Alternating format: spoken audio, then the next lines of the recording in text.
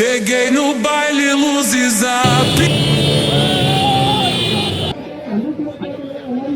आत्मा आलोचना गर्न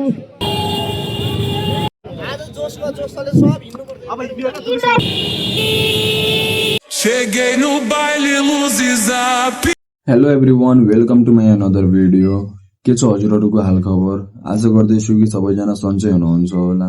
सो आजको भिडियोमा हामी चाहिँ एउटा धेरै इम्पोर्टेन्ट कुराहरू गर्नेछौँ अनि हेर्ने पनि हो। जस्तैमा एक्जाम्पल चाहिँ यो रहेछ। एक्जाम्पल नभनौँ, डाइरेक्ट बितेको कुरामाथि नै डिस्कस गरौँ। हिजो मैले राइड गरिरहेको थिएँ इन ड्राइभ। अचानक मेरो अगाडिबाट धेरैजना राइड गर्ने दाइहरू आउनुभयो। मलाई भन्नुभयो कि भाइ प्यासेन्जरलाई यहीँ झार, आज हामी आन्दोलनमा हिँड्ने हो। आन्दोलनको नाम सुनेपछि म पनि अब के गरौँ प्यासेन्जरलाई उहाँहरू झारिदिनु भयो। म पनि उहाँहरूसँग हिँडेँ, तर त्यति बेला चाहिँ मेरो क्यामेरा अन थिएन। त्यही भएर त्यो समयको भिडियो म चाहिँ लिन सकिनँ। त्यो भिडियोको इन्ट्रो चाहिँ त जसरी भए पनि लिनु पर्यो। त्यही भएर भिडियो चाहिँ मैले हिजो सुट गरेँ। त्यो आन्दोलनको सबै भिडियो छ मसँग, अनि इन्ट्रो चाहिँ अहिले सुट गरिरहेको छु हिजो टाइम नपाएर। सो भिडियोमा अन्तिमसम्म भनिराख्नु होला। भिडियोमा के कुरालाई लिएर आन्दोलन भइरहेछ, किन भइरहेछ, यो सबै तपाईँलाई भिडियो हेरेपछि नै थाहा पाउँछ। सुरुमा म भनिदिन्छु भने अगाडिको भिडियोको कुनै त्यो हुनु भएन। त्यही भएर भिडियो चाहिँ लास्टसम्म हेर्नु होला। अनि सबै हामी बाइक राइडरहरूले त्यो याङ्गो युज गर्ने, पठाउ युज गर्ने, पठाउको खै म चाहिँ त्यति कन्फर्म छैन, तर याङ्गो र इनड्राइभ युज गर्ने सबै दाइहरू आउनु भएको थियो। दाइ भाइहरू, मभन्दा सानो भाइ पर्नेहरू छन्, अनि बडी गरेर ठुलो दाइहरू पनि थियो। सबैजना आउनु भएको थियो। धेरै मतलब कि बुझ्नु न, 100मा मेरो ख्यालले 60% त आई थिङ्क आउनु भएको थियो जस्तो मलाई लाग्यो, तर 60% पनि नहोला। अनि बाँकीजना यतिकै राइड गरिरहेछन्। म त्यहाँबाट हेरिरहेको छु, यति साइडमा सबैजना राइड गरिरहेछ, तर त्यहाँ किन कोही आइरहेको छैन। तर म चाहिँ गएँ। दाइहरूले भन्नुभयो प्यासेन्जर जब झरिसक्यो भने म एक्लै के गर्छौँ, गयो उता। अनि सबै उता मैले हेरेँ, धेरै त्यो भइरहेछ। सो अहिले चाहिँ म जति पनि भन्छु भने तपाईँहरूलाई त्यो समझमा आउँदैन। सो डाइरेक्ट हामी लागौँ हिजोको भिडियोतर्फ, अनि भिडियो हेरेर अनि लास्टमा हामी चाहिँ डिस्कस गरौँ लागि के कस्तो भयो भनेर। So let's go.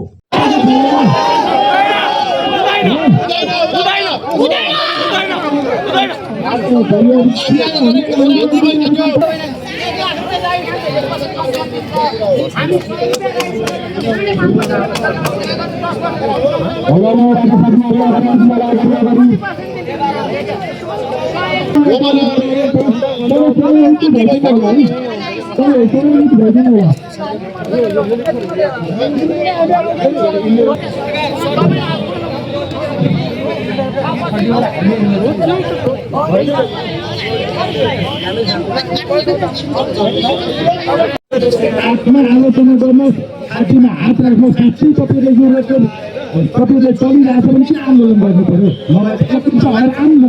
हामी पनि कुनै भन्नु अर्को कुराहरू त होइन नि त, सबैले होला भनेर हो। तपाईँले साथ दिनुहुन्न, तपाईँ लुकेर काम गर्नुहुन्छ, तपाईँ गल्लीबाट हिँड्नुहुन्छ, यस्तो आन्दोलन गर्छ यो आन्दोलन भनेर हिँड्नुहुन्छ, त्यो कहिले सक्छ होइन? हाम्रो दबाब छैन, होइन? राइडरको आन्दोलन रहेछ। हामी फर्काउन आएको थियौँ, केही सुन्न हुनु पर्दैन तपाईँहरूले। अनि हाम्रो यो नेतृत्व टिमले पनि स्पष्ट धारणा राख्छौँ, कहाँ कसरी जाने भन्ने कुरा चाहिँ स्पष्ट धारणा राख्छौँ। बल्ल पो हामी सक्सेस भइरहेको छ।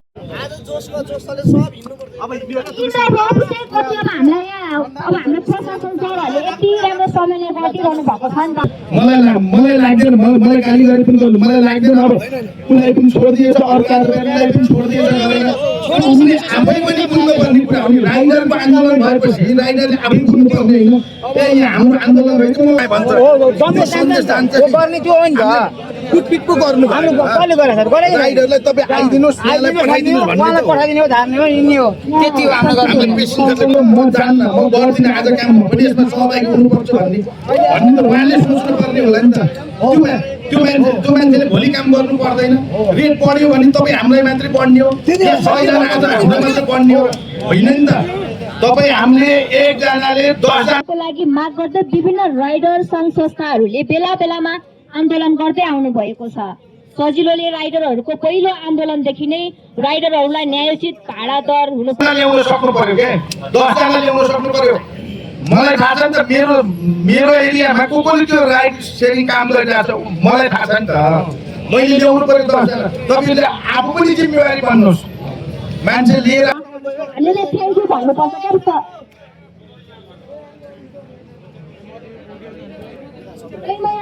सरहरूलाई एउटा प्रेस विज्ञप्ति सुनाउन चाहे हाम्रो सजिलो आउनुहोस् कि जसरी पनि त्यसपछि मात्रै पुरा अगाडि हुन्छ नभए त यता लुकेर गरेर अर्कोले गरेर टाइममा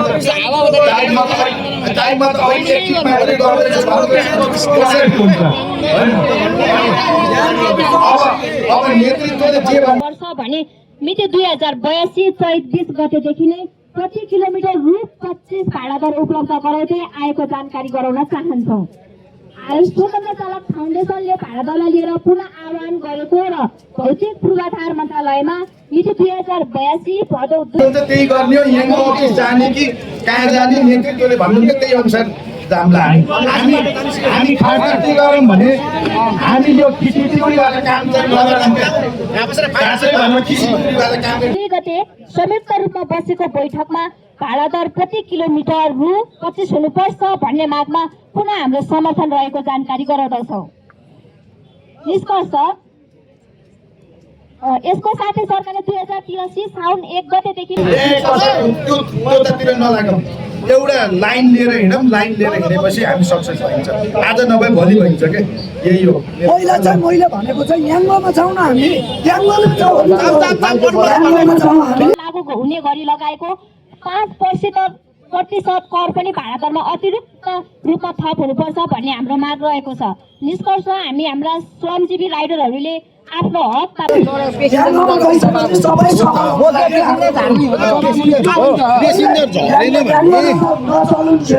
जान्छ त सन्देश राइडरको आन्दोलन रहेछ मलाई त झारेर म त अर्को खोजेर कति दुःख यहाँ प्रेस विज्ञप्ति चाहिँ सुनौँ है त सबैजनाले। प्रेस विज्ञप्ति आएको छ विषय राइडरको जायज मागलाई हाम्रो पुरा समर्थन रहेको जानकारी गराउँदछौँ। त्यस पछाडि कुरा गरौँ है। श्रमजीवी राइडरहरूले न्यायोचित भाडा दर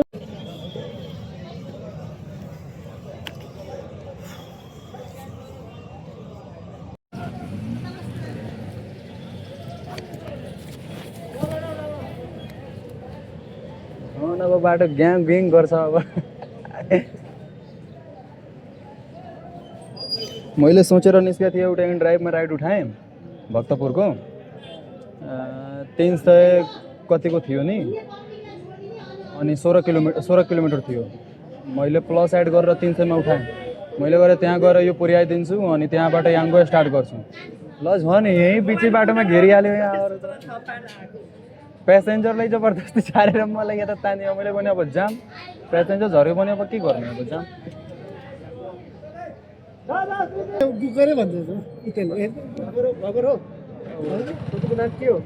मेरो नाम अर्जुन खिचिरहेको छ यहाँ आन्दोलन भइरहेको छ कि हाम्रो सबै राइडरहरूको लागि 4-5 दिन भइसक्यो होइन एकदम माहौल एकदम भइरहेको छ। यो इन्टाइप अफिस हो अब हामी याङ्गो जाँदैछौँ रिङ रोड मान्छेलाई चेस्ट माउन्ट ए अनि त्यही हो आज यसो साथ दिनु पर्यो हामी सबैको लागि। म त बेच बाटोमा प्यासेन्जर झरेर आइदिएँ त हो ल ठिक छ ल हस् थ्याङ्क यू।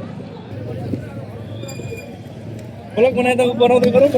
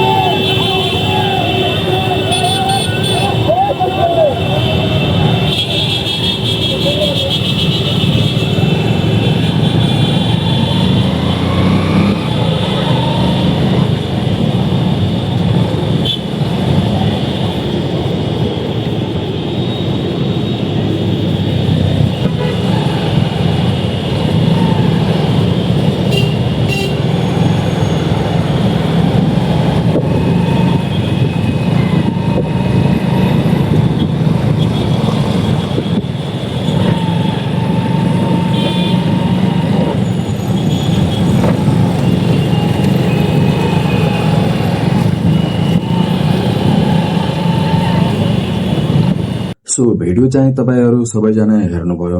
भिडियोमा के कस्तो भयो के भयो, म पनि त्यो भिडियोमा थिएँ। अनि धेरैजनाले यो भिडियो हेरेर बुझ्नु भयो होला, धेरैजनाले नबुझेको होला। अब टपिक चाहिँ के रहेथ्यो भने हामीहरू राइडरको भनाइ चाहिँ यति मात्र हो कि जब सरकारले सबै कुरा तोकिदिएछ भने पर किलोमिटर 27 रुपियाँ 25 रुपियाँ तोकिदिएछ भने एप्लिकेसन वालाले जानी कम रेट किन दिइरहेछ? हामीहरू त्यसको लागि आन्दोलन गरेका थियौं। अब जस्तैमा सरकारले तोक्यो 25 रुपियाँ 1 किलोमिटरमा, जस्तै हामी 5 किलोमिटर लग्यौं, 5 किलोमिटरको 25 पंचे 125 भयो। मानिहालौं 125 नदिए भए पनि 110 120 त दिनु पर्थ्यो नि, एटलिस्ट 115 पनि दिनु पर्थ्यो। तर त्यसमा के भइरहेछ, याङ्गोमा लास्टै त्यो कहिलेकाहीँ म त अस्ति राति नै मैले गरेँ 9 बजे रातिमा 6 किलोमिटर मैले लगेँ अनि मलाई जम्मा 76 पाइरहे। साला मुजी कस्तो लास्ट टेन्सन भयो। अनि ड्राइभमा के छ भने 5 किलोमिटरको राइड छ, त्यसमा 60 रुपियाँ 70 रुपियाँ 80 रुपियाँ यस्तो छ। अब त्यहाँ सरकारले दिएको नियमको त कुनै त्यो नि भएन नि। त्यसैको लागि हामीहरूलाई जुन रेट तोकिएको छ त्यो रेट पाउनु पर्यो सबै राइडरलाई। त्यसको लागि हिजो आन्दोलन भएको थियो। अनि निष्कर्ष चाहिँ के रहेछ भने तपाईहरूलाई नेक्स्ट भिडियोमा हेर्न मिल्छ। म भन्दा अगाडि पनि धेरै राइडरहरूले हालिदिन्छन्। त्यही भएर अब नेक्स्ट भिडियोको प्रतीक्षा गर्नुस्। आजको भिडियोमा यति नै हो। सो भिडियो मन परेमा लाइक र कमेन्ट अनि च्यानललाई सब्स्क्राइब पनि गर्नु होला। सो हामीहरू मिल्छौं अब नेक्स्ट भिडियोमा।